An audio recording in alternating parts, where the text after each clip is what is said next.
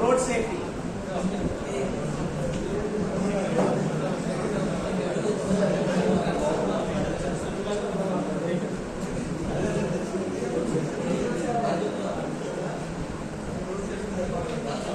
Today we are discussing about road safety.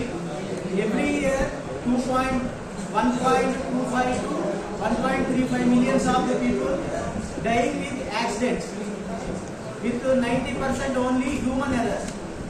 That is why we are discussing about the road safety.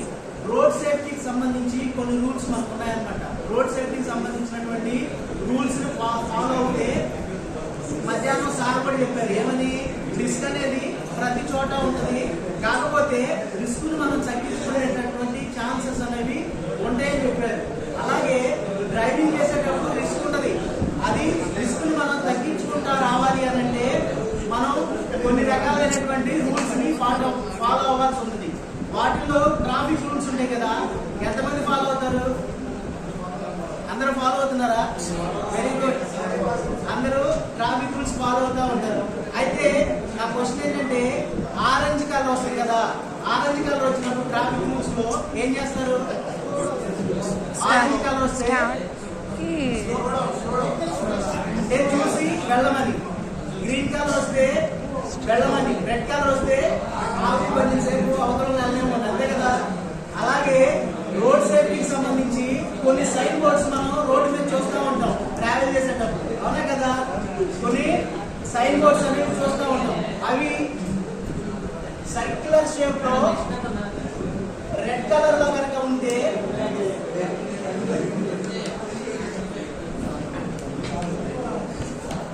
Prohibition అంటే నిషేధం అని. అదే circular shape లో blue colour లో ఉంటే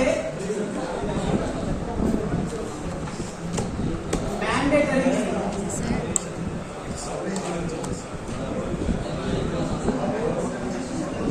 అదే ట్రయాంగులర్ షేప్ లో ఉంటే ఇక్కడికి వచ్చేస్తావా అంటే మిడిల్లో వాళ్ళిద్దరి మధ్య నుంచి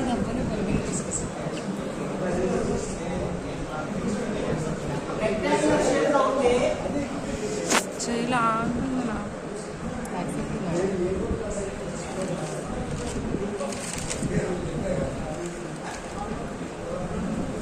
ఇన్ఫర్మేషన్ అని.